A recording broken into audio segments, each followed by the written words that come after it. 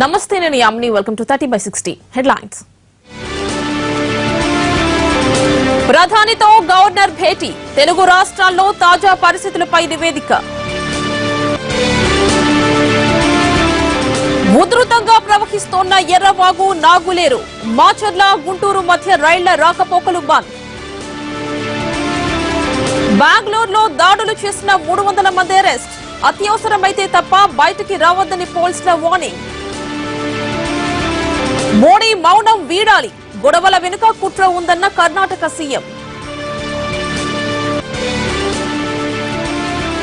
బందిపోరా ఏరియాలో మళ్లీ అల్లర్లు, భద్రతా దళాల కాల్పుల్లో ఒకరు మృతి. డీటెయిల్స్ చూద్దాం. భారీ వర్షాలు గుంటూరు జిల్లాలను వణికిస్తున్నాయి. గురజాల మండలంలో రాత్రి నుంచి భారీ వర్షం కురిసింది. దండివాగు ఉధృతికి Macherla Guntur railway track 1/2 kilometre మేర కొట్టుకుపోయింది. దండివాగు ప్రవాహానికి ట్రాక్ పలుచోట్ల దెబ్బతింది. దీంతో మాచర్ల నుంచి గుంటూరు వెళ్లే ప్యాసింజర్ రైళ్లు నిలిపివేశారు. వరద ఉధృతికి గురజాలలోని వెంకట్రావు నగర్ కాలనీ జలమయమైంది. పలువురు ఇళ్లపైకి ఎక్కి ప్రాణాలు కాపాడుకున్నారు.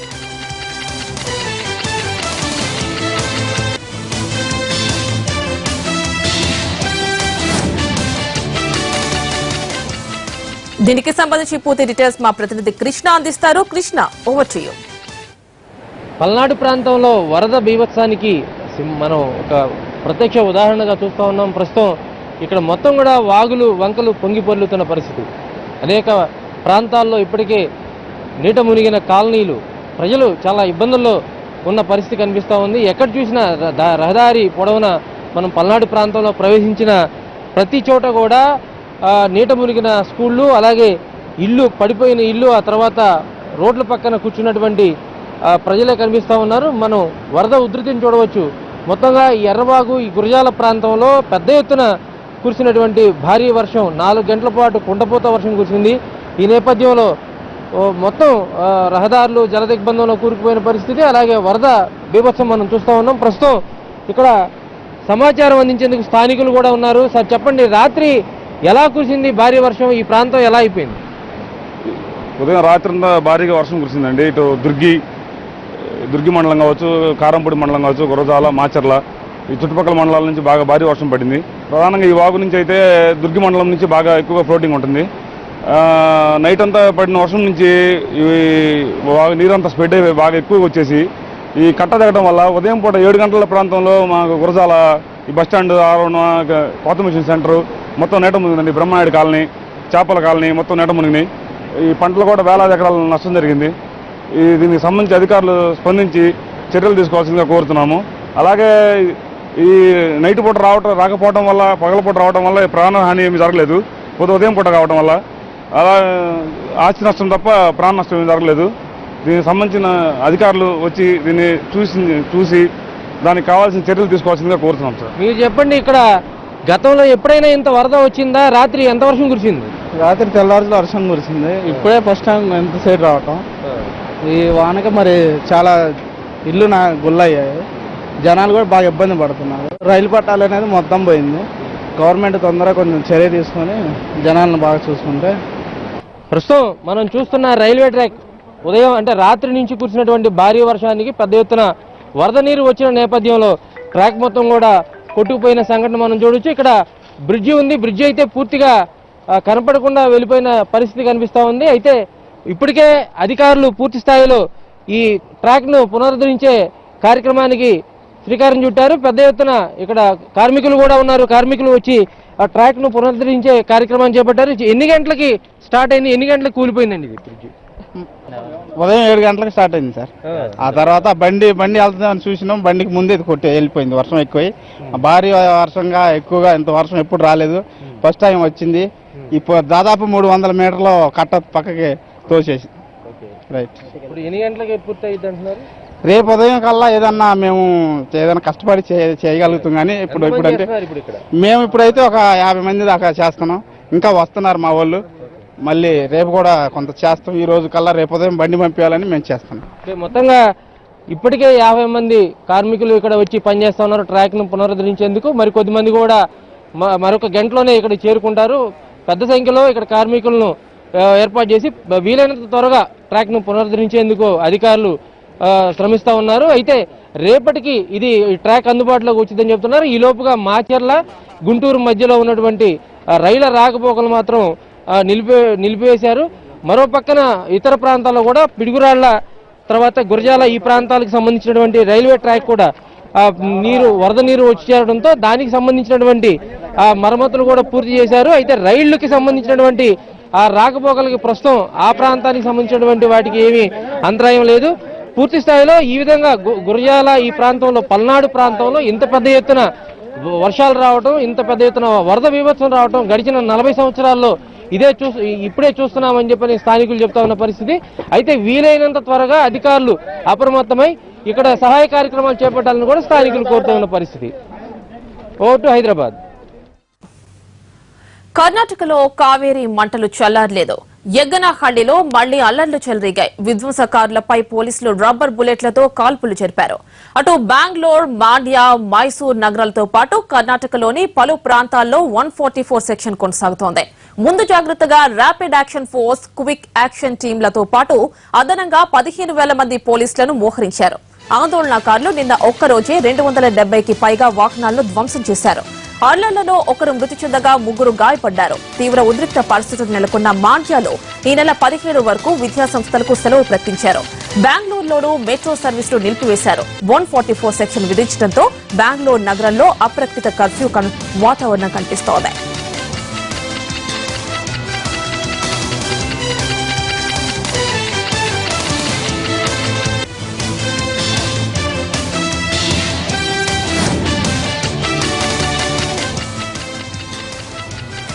కావేరీ వివాదం ఆందోళనపై చర్చించేందుకు కర్ణాటక కేబినెట్ అత్యవసరంగా సమావేశమైంది. అల్లర్లను అదుపులోకి తీసుకొచ్చేందుకు చేపట్టాల్సిన చర్యలపై చర్చిస్తున్నారు. మరిన్ని వివరాలు మా ప్రతినిధి కేశవ్ అందిస్తారు.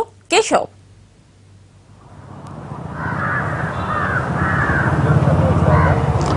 యామిని మొత్తం ఇప్పుడు బెంగళూరులోని అసెంబ్లీ వైపు మొత్తం ఈ కావేరీ ఇష్యూ వచ్చింది. ఎందుకంటే కేబినెట్ మీటింగ్ ఇప్పుడు స్టార్ట్ అయింది. మొత్తం సుమారు అర్ధగంటకు పైగా కేబినెట్ లో కర్ణాటక ముఖ్యమంత్రి సిద్ధరామయ్యతో పాటు సీనియర్ మంత్రులతో ఒక మొత్తం చర్చ నడుస్తుంది. కానీ ఉదయం నుంచే అంటే నిన్న నడిచినటువంటి అల్లర్ల పైన మొత్తం కర్ణాటక ప్రభుత్వం, సిద్ధరామయ్య మరియు వాళ్ళ మంత్రివర్గం, తర్వాత కాంగ్రెస్ అధిష్టానం దీనిపైన తీవ్రంగా దీనికి వచ్చింది. ఎందుకు నడిచాయి, ఏమైంది అనే దానిపైన ఉదయమే ఒక మీటింగ్ కూడా నడిచి దానిపైన చేశారు. కానీ మీటింగ్ లో అంటే ఇప్పుడు కేబినెట్ మీటింగ్ జరుగుతుంది. కేబినెట్ మీటింగ్ లో జరిగిన కొన్ని విషయాల్ని మనకి సమాచారం అందింది. అంటే సమాచారం ఏంటంటే మొత్తం అంటే ఇప్పుడు సిద్ధరామయ్య మరియు అతని కేబినెట్ ని ఎలా కర్ణాటక నుంచి కావేరీ జలాల్ని ఉంచుకోవాలి అనే దానిపైన కూడా ప్రధాన చర్చ. ఎందుకంటే సుప్రీంకోర్టు 5వ తేదీన ఇచ్చినటువంటి ఒక తీర్పు ఉంది. సుమారు మీరు 16వ తేదీ వరకు 12,000 క్యూసెక్ల నీటిని వదలండి అని చెప్పేసి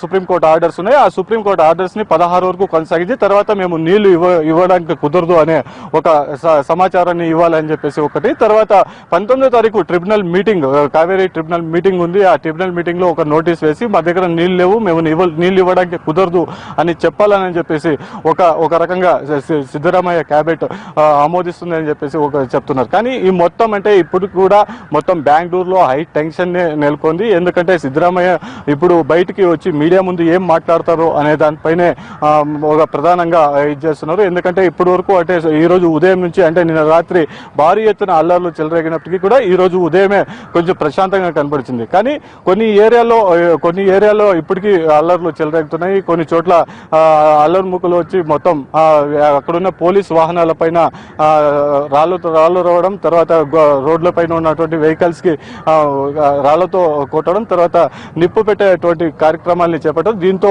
మొత్తం పోలీసులు అంటే ఇప్పుడు బెంగళూరులో ర్యాపిడ్ యాక్షన్ ఫోర్స్ బలగాలు దిగాయి. తర్వాత కొంతమంది పోలీసులు, సిఆర్పిఎఫ్ పోలీసులు కూడా అక్కడ చేరుకున్నారు. దాంతో రబ్బర్ బుల్లెట్లతో అక్కడున్న ఆందోళనకారుల పైన రబ్బర్ బుల్లెట్లతో దాడి చేసి అక్కడ నుంచి చెదరగొట్టే ప్రయత్నాలు చేశారు. అంటే మొత్తం అంటే ఇప్పుడు బెంగళూరులో కొన్ని ఏరియాల్లో ఇప్పటికీ భారీ ఎత్తున అంటే ఇప్పుడు కూడా ఒక సెన్సిటివ్ మ్యాటర్ గానే ఉంది. కానీ ఎప్పుడు అల్లర్లు చెలరేగుతాయి, ఏమైతుంది అనే అనేది ప్రతి ఒక్కరిలో భయం కనపడుతుంది.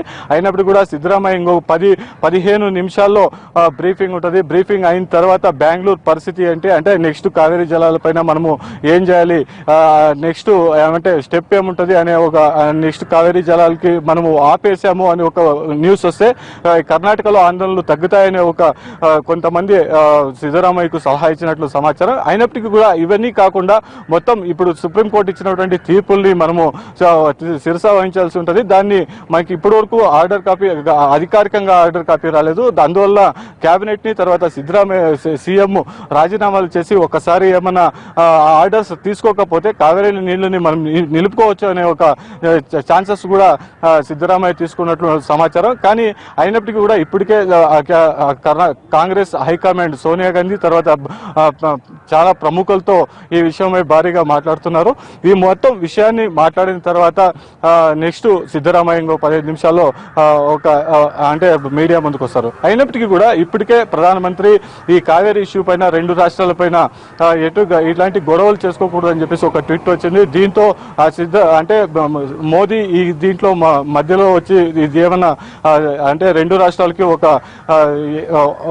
ఏదైనా తీర్మానం చేసి ఇస్తారని చెప్పేసి కర్ణాటక ప్రభుత్వం వేచి చూస్తున్నది. కానీ ప్రధానమంత్రి అలాంటి సలహాలు కానీ అతని ట్వీట్ లో కనపడలేదు. కానీ శాంతియుతంగా ఉండండి అని చెప్పడంతో ఇప్పుడు ఖచ్చితంగా వీళ్ళు నెక్స్ట్ రాబోయే ట్రిబ్యునల్ మీటింగ్ 19వ తేదీ కోసం వేచి చూస్తున్నారు.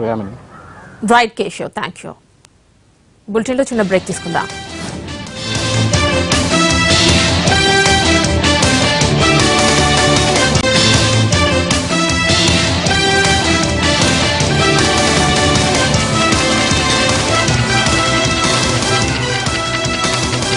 Back to 30/60. బెంగళూరులో ఉద్రిక్తత కొనసాగుతోంది. యగ్గనహళ్లిలో ఇవాళ మరోసారి ఆందోళనలు చెలరేగాయి. అక్కడి తాజా పరిస్థితి మా ప్రతినిధి దినకర్ అందిస్తారు. Over to Dinakar. కావేరీ నదీ జలాల విడుదల మొత్తం కర్ణాటకలోని ప్రధాన ప్రాంతాలతో పాటు ముఖ్యంగా బెంగళూరులో చాలా అతలాకుతలం చేసిందని చెప్పుకోవచ్చు. ప్రస్తుతం నేనున్నాను ఏదైతే నిన్న జరిగినటువంటి ప్రాంతం ఉందో ఇక్కడ దాదాపు కేపీఎన్ ట్రావెల్స్ కి సంబంధించినటువంటి అంటే తమిళనాడుకు చెందినటువంటి నటరాజ్ అనే యొక్క ట్రావెల్ కి సంబంధించిన యాజమానికి సంబంధించినటువంటి వాహనాలు ఇవి మొత్తం 35 వాహనాలుగా ఈ డిపోలో మనకు కనిపిస్తున్నాయి. దీంతో పాటు నిన్న జరిగినటువంటి అల్లర్లలో దాదాపు 100 వాహనాలకు పైగా ధ్వంసమయ్యాయని చెప్పవచ్చు. మన కెమెరామెన్ సుదర్శన్ చూపిస్తున్నారు. మొత్తం స్కెల్టన్ గా మారినటువంటి ఈ బస్సులు ఏవైతే ఉన్నాయో ప్రతి ఒక్క బస్సు కూడా ఇంకా పొగలు కూడా ఆరంటి ఇంకా మంటలు వస్తున్నాయి. మంటల్లోనే ఉన్నాయి. అలాగే పొగలు కూడా వస్తున్నటువంటి పరిస్థితి ఉన్నాయి. దాదాపు ఎక్కువగా మల్టీ యాక్సిల్ సర్వీస్ కి సంబంధించినటువంటి ట్రావెల్స్ గా మనం చెప్పుకోవచ్చు. వీటన్నిటిలో కూడా ప్రస్తుతం ఈ యొక్క డిపోలో ఉన్నాం. ఈ యొక్క నాయనహల్లి అనే ప్రాంతంలో ఈ కేపీఎన్ ట్రావెల్స్ కి సంబంధించినటువంటి బస్సుల్లో మొత్తం అంతా కూడా మనం మండుతూనే ఉన్నాయని చెప్పుకోవచ్చు. ఇక్కడ ప్యాన్ షాట్ చేస్తున్నారు. దాదాపు ఇక్కడ ఇప్పుడు చూస్తున్నాం మనం అనేక వాహనాలు ఏవైతే ఉన్నాయో ఈ వాహనాలన్నీ కూడా కొన్ని నిన్న రాత్రి బయలుదేరాల్సినటువంటి వాహనాలు. సో నిన్న ఉదయమే ఈ పరిస్థితి నిన్న ఉదయం నుంచే ఇలాంటి నిరసనకారులు దాడి చేయడంతో దాదాపు ఈ యొక్క పరిస్థితి నెలకొందని చెప్పుకోవచ్చు. దాదాపు ఇంకా నిరసనకారులు చేసినటువంటి విధ్వంసం తర్వాత ఇక్కడికి ఫైర్ ఇంజన్లు వచ్చి మొత్తం అంతా ఆర్పివేశారు. అయినా కానీ చాలా ప్రాంతాల్లో చాలా బస్సుల్లో నుంచి ఇంకా పొగలు వస్తున్నటువంటి సిచ్యుయేషన్ ఉంది. దాదాపు ప్రతి ఒక్క బస్సు కూడా పూర్తి స్థాయిలో కాలిపోయినటువంటి సిచ్యుయేషన్ ఉంది. అయితే ఇది ఈ ఒక్క మార్గానికే కాదు చాలా ప్రాంతాల్లో బెంగళూరులో మనం ఇందాక రోడ్ల మీద వచ్చేటప్పుడు కూడా చూడొచ్చు అనేకమైనటువంటి లారీలు కానీ అలాగే బస్సులు కూడా మొత్తం కాలిపోయినటువంటి పరిస్థితి ఉంది. ఇదంతా నిన్నటి సిచ్యుయేషన్. అయితే ఇప్పుడు తాజాగా మాత్రం బెంగళూరు ఈరోజు బక్రీద్ హాలిడే కావడంతో కొద్దిగా పరిస్థితి అనుకూలంగా ఉందని చెప్పవచ్చు. అయితే చాలా ప్రాంతాల్లో కర్ఫ్యూ విధించడం జరిగింది. మరికొన్ని ప్రాంతాల్లో కేంద్ర బలగాలను మోహరించడం జరిగింది. అయితే దీనన్నిటికీ సంబంధించి కర్ణాటక నుంచి తమిళనాడుకి వాటర్ రిలీజ్ చేయాలా వద్దా అన్న దానికి సంబంధించి మాత్రం సీఎం సిద్ధరామయ్య అధ్యక్షతన ఒక కమిటీ కూడా పూర్తి స్థాయిలో సమావేశం కానుంది. దీనికి సంబంధించి కూడా ఒక నిర్ణయం తీసుకోబోతున్నారు. సుప్రీంకోర్టు ఏదైతే తీర్పు ఇచ్చిందో కర్ణాటక నుంచి తమిళనాడుకు కావేరీ జిల్లాలని ఈ నెల 20వ తారీఖు వరకు ప్రతిరోజు 12,000 క్యూసెక్ల వాటర్ ని రిలీజ్ చేయాలనేటువంటి నిర్ణయం ఏదైతే ఉందో ఆ తీర్పు ఉందో దాన్ని ఇంప్లిమెంట్ చేయడాన్ని పూర్తి స్థాయిలో ఇక్కడ ఉన్నటువంటి ప్రతిపక్ష పార్టీలు కూడా వాటిని వ్యతిరేకిస్తున్నాయి. సీఎం మీద కూడా ఒత్తిడి తీసుకొస్తున్నాయని మనకున్నటువంటి సమాచారం. ఏదైతేనేమి 2 రాష్ట్రాల్లో కూడా శాంతియుతంగా ఉండాలని ఇప్పటికే కేంద్రం నుంచి పూర్తి స్థాయి ఆదేశాలు వచ్చాయి. అలాగే వాటిని ఇంప్లిమెంట్ చేయాలి చేయాలని చెప్పి కూడా రెండు రాష్ట్రాల ముఖ్యమంత్రులతో కూడా రాజ్నాథ్ సింగ్ నిన్న రాత్రి మాట్లాడడం జరిగింది. అయితే ఎప్పటికప్పుడు పరిస్థితిని మాత్రం సమీక్షిస్తున్నారని చెప్పవచ్చు. అయితే దీన్నన్నిటికీ సంబంధించి కూడా ఒక నిర్ణయం తీసుకుంటేనే ఇక్కడ ప్రస్తుతం వాతావరణం శాంతించే అవకాశం ఉందని కూడా పొలిటికల్ విశ్లేషకులు చెప్తున్నారు. ఏదంటే కర్ణాటక నుంచి ప్రస్తుతానికి ఈ యొక్క విధ్వంసాన్నంతా కంటిన్యూ కాకుండా ఉండాలంటే, వాటిని ఒక తాత్కాలికంగా ఉండాలంటే ఒక కర్ణాటక నుంచి తమిళనాడుకు నీళ్లు విడుదల చేయడం అనేది తాత్కాలికంగా నిలిపివేసే నిర్ణయం తీసుకోవాలని చెప్పి ఒక విశ్లేషకులు సూచిస్తున్నారు. అయితే ప్రభుత్వం కూడా ఆ దిశ వైపు అడుగులు వేస్తుందా అన్నది మాత్రం మనం ఎదురు చూడాల్సిన పరిస్థితి ఉంది. బాబు ఇట్రా, మీరు నిన్న ఇక్కడ ఉన్నారు కదా, ఏం జరిగింది ఈ ప్రత్యక్షంగా మీరు చూశారు కదా, అది ఎలా ఉండే సిచ్యువేషన్? ఇక్కడ తమిళనాడులో కానీ మా కర్ణాటక వాళ్ళని అక్కడ పనిచేస్తూ ఉంటే అక్కడ చాలా మంది కొట్టినారు, ఆడవాళ్ళని మొగల్ని. అక్కడ వెళ్ళిన తర్వాత మా కర్ణాటక బస్సులు 25 బస్సుల్ని కాల్చి బూట్ చేసినారు. ఇక్కడ మా మంది కర్ణాటక జనాలు వచ్చి వాళ్ళ తమిళనాడు వాళ్ళని అంతా కాల్ చేసినారు. ఇక్కడ జరిగినప్పుడు మీరు ఉన్నారా? ఎలా ఉంది అది అంతా టెన్షన్? అదంతా ఒక 5 బస్సులు అంటేసినారు. ఆ తర్వాత మళ్ళీ అంతా ఓనర్ తమిళనాడు వాడు అని అన్ని బస్సులు అంటేసినారు. రైట్. ప్రత్యక్ష సాక్షులు చెబుతున్నటువంటి కథనం ప్రకారం దీన్ని కేవలం కర్ణాటక తమిళనాడు రాష్ట్రాలకు సంబంధించిన వ్యవహారంగా మనకు పూర్తి స్థాయిలో కనిపిస్తుంది. దానికి తగ్గట్టుగా కూడా ఇక్కడ పరిణామాలు కూడా చోటు చేసుకుంటున్నాయని చెప్పొచ్చు. సో ఇక్కడ ఉన్నటువంటి బస్సులను చూద్దాం. ఈ మొత్తం కూడా ఇలాంటి బస్సులతో పాటు చాలా వాహనాలు కూడా ఇప్పటి వరకు ప్రభుత్వానికి అందిన నివేదిక ప్రకారం 100 వాహనాలు మొత్తం ధ్వంసమయ్యాయి, కాలిపోయాయని కూడా సమాచారం ఉంది. దాదాపు ఇద్దరిపైన పోలీసులు నిన్న జరిగినటువంటి లాఠీ చార్జ్ అలాగే ఫైరింగ్ లో కూడా ఇద్దరు సంబంధించి పూర్తి స్థాయిలో ఇది మొదట తూటాలకు బలయ్యారు. వారిలో ఒకరు చనిపోయారు, మరొకరు మాత్రం ఆసుపత్రిలో చికిత్స తీసుకుంటున్నారు. బెంగళూరుకి దగ్గరగా ఉన్నటువంటి జిల్లాలు చామరాజనగరం, మాండ్య అలాగే మైసూర్ డిస్ట్రిక్ట్స్ వరకు కూడా మొత్తం హైవే ఉంది. ఆ హైవే ఏదైతే ఉందో అక్కడ కూడా పూర్తిగా వాహనాలు వెళ్లడాన్ని మాత్రం బంద్ చేయడం జరిగింది, నిషేధించడం జరిగింది. సో ఓవరాల్ గా చూస్తే హైదరాబాద్ లో బెంగళూరుతో పాటు హైదరాబాద్ హైవే నుంచి మొత్తం వాహనాలు కూడా ఎక్కడికక్కడ నిలిపివేయడం జరిగింది. సో దీంతో పాటు తమిళనాడుకి వెళ్లేటువంటి వాహనాలు కూడా ఏవైతే ఉన్నాయో వాటిని కూడా నిలిపివేయడం జరిగింది. అయితే కర్ణాటక సంబంధించిన సర్కారు ఒకటి ప్రకటన నిన్న చేయడం జరిగింది. ఏదైతే వాహనాలు ఉన్నాయో తమిళనాడుకు సంబంధించి వాటన్నిటికీ భద్రత ఇవ్వడానికి మా దగ్గర తగినటువంటి సెక్యూరిటీ లేదని చెప్పడం జరిగింది. సో ఓవరాల్ గా చూస్తే రెండు రాష్ట్రాల మధ్యకు సంబంధించి ఏదైనా ఈ వివాదం చల్లబడాలి అంటే ఒకరు ముందు స్టెప్ వేసి దానికి పరిష్కారం తాత్కాలికంగా కనుక్కోవాలని చెప్పి కేంద్రం నుంచి వచ్చిన ఆదేశాల మేరకు ఈరోజు సీఎం సిద్ధరామయ్య సమావేశం అవుతున్నటువంటి కమిటీ నిర్ణయం ఎలాంటి తీసుకుంటుందో ఆ నిర్ణయాల వల్ల ఏమైనా ఈ వాతావరణం చల్లబడుతుందో అన్నది మాత్రం వేచి చూడాల్సిన పరిస్థితి ఉందని మాత్రం చెప్పుకోవచ్చు. కెమెరామెన్ సుదర్శన్తో Dinakar, NTV, Bengaluru. Back to news.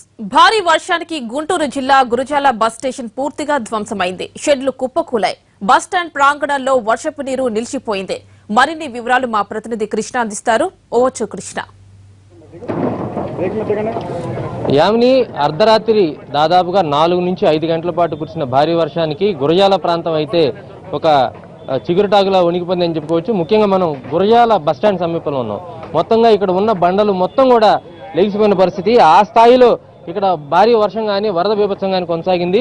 ప్రస్తుతం గురజాల ప్రాంతం అయితే ఒక పాటుబడిన దెబ్బలాగా కనిపిస్తూ ఉంది మనకి. ఎక్కడ చూసినా నీళ్లు లోపల బస్టాండ్ లోపల అయితే మోకాళ్ళలోతు నీళ్లు ఇప్పుడు కూడా ఉన్న పరిస్థితి. అయితే మరో పక్కన ఈ బస్టాండ్ ఆవరణ మొత్తం కూడా అనేక దుకాణాలు ఇక్కడ చిరు వ్యాపారాలు చేస్తూ ఉంటారు. ఆ మొత్తం కూడా షాపులు మొత్తం కూడా కొట్టుకుపోయిన పరిస్థితి. ఇంత స్థాయిలో వర్షం వస్తుందని కానీ వరద వస్తుందని కానీ ఊహించలేని పరిస్థితి. ఈ నేపథ్యంలోనే ప్రజలు చాలా మంది ఇప్పటికే స్వచ్ఛందంగా వచ్చి ఎవరికి వారే సహాయ కార్యక్రమాలు చేస్తూ ఉన్నారు. ఈ లోపు ప్రభుత్వం కూడా పెద్ద ఎత్తున అధికారులు, ప్రజాప్రతినిధులు మొత్తంగా వచ్చి ఇక్కడ సహాయ కార్యక్రమాలు చేపడతా ఉన్నారు. చెప్పండి, రాత్రి కురిసినటువంటి భారీ వర్షం ఏ స్థాయిలో కురిసింది, ఎట్లా ఇక్కడ ఈ ప్రాంతం ఎంత నష్టం వచ్చింది? దగ్గర 2 కోట్ల రూపాయల నష్టం వస్తుంది సార్. 2 కోట్ల రూపాయల నష్టం వస్తుంది. అతి బీభత్సం. గత 4 సంవత్సరాల నుంచి ఇంతవరకు ఎక్కడా రాలేదు ఈ వర్షం. అంతకుముందు వచ్చాక ఇంత బీభత్సం రాలేదు. ఈ రాత్రి అర్ధరాత్రి నుంచి 3 నుంచి బాగా బీభత్సం వర్షం కురిసింది. దానివల్ల ఇక కాలనీ కానీ, మేదర కాలనీ కానీ, చేపల కాలనీ కానీ, ఈ 4-5 కాలనీలన్నీ నీరుమని కానీ ఇప్పటికి కూడా వాళ్ళు రాలేని పరిస్థితిలో ఉన్నారు. ఇక్కడ ఉన్న జనం చాలా వరకు సహాయం చేశారు. ఊళ్ళో వాళ్ళు, సర్పంచ్ గారు కానీ, ఎమ్మెల్యే గారు కానీ, మన మండల కమిటీ కానీ, వీళ్ళందరూ కోటి నాగేశ్వరరావు గారు వీళ్ళని సహాయం చేశారు. వాళ్ళ వల్ల ఇప్పుడు ఎమ్మెల్యే గారు వచ్చారు. దానివల్ల మొత్తంగా ఇక్కడ అధికారులు ఉన్నారు. సార్ చెప్పండి, ఎంత వర్షపాతం ఇక్కడ నమోదైంది, మీరు ఏం సహాయ కార్యక్రమాలు చేపట్టారు? గురజాల డివిజన్లో 9 మండలాల్లో కూడా రాత్రి అనూహ్యంగా ఎక్కువ వర్షపాతం నమోదైంది. ముఖ్యంగా దుర్గిలో 28 సెంటీమీటర్లు పడింది, గురజాల్లో 17 సెంటీమీటర్లు పడింది. అదేవిధంగా రెంటచింతల, మాచర్ల, కారంపూడి అన్ని మండలాల్లో కూడా దాదాపుగా ఎక్కువ శాతం వర్షపాతం అయినందువలన మీరు ఇటీవల చూశారు, ఇటీవల కృష్ణా పుష్కరాల తర్వాత వర్షం పడినందువలన ఇప్పుడు అదనంగా పడిన వర్షం అంతా కూడా ఈ కాలువల ద్వారాగా, వాగుల ద్వారాగా. అయితే అదృష్టం పొందిందంటే ప్రభుత్వం ఇటీవల మనం చేపట్టినటువంటి నీరు చెట్టు కార్యక్రమంలో మనకి గురజాల్లో ఉన్నటువంటి దండివాగు కానీ, అదేవిధంగా నాగులేరు దాచేపల్లిలో కానీ, అదేవిధంగా మన మండల పరిధిలో ఉన్నటువంటి అన్ని వాగులు, చెరువులు, వంకలు చేసినందువల్ల నీరు చెట్టు కింద ఎక్కడ కూడా పోలేదు. అయితే మనకు అనుకోకుండా ఇక్కడ గురజాల రైల్వే స్టేషన్లో ఒక 400 మీటర్లు రైల్వే ట్రాక్ డ్యామేజ్ అయింది.